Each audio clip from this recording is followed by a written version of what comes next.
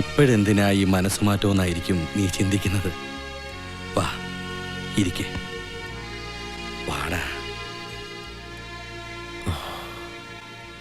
ഏതൊരാളും മരണത്തെ മുന്നിൽ കാണുമ്പോൾ ഒന്ന് പതറും. ഞാനും. എനിക്ക് അനന്തരാവകാശികളില്ലെന്ന് കരുതിയ ഈ സമൂഹത്തോട് എനിക്ക് വിളിച്ചു പറയണം. എൻ്റെ ചിതയ്ക്ക് കൊള്ളിവെക്കാനും എൻ്റെ അസ്ഥിത്രയെ വിളക്ക് വയ്ക്കാനും ആണ്ടുബലിയിടാനും എനിക്കൊരു മകനുണ്ടെന്ന്.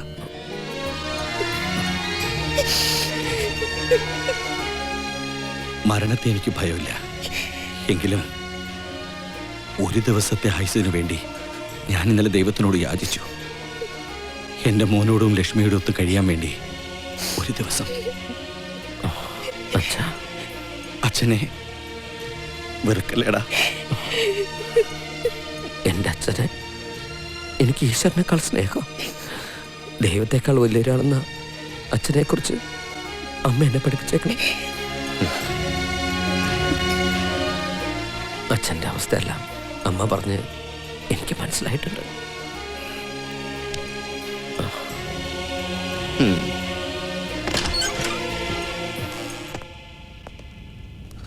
ആ, തക്ക സമയത്ത് വക്കീലും എത്തിയല്ലോ. ഇത് അഡ്വക്കേറ്റ് രാജ്മോഹൻ, എൻ്റെ ലീഗൽ അഡ്വൈസർ. ഹലോ. ഇതെൻ്റെ ഒരേ ഒരു ബ്രദറിലോ സിറ്റി പോലീസ് കമ്മീഷണർ.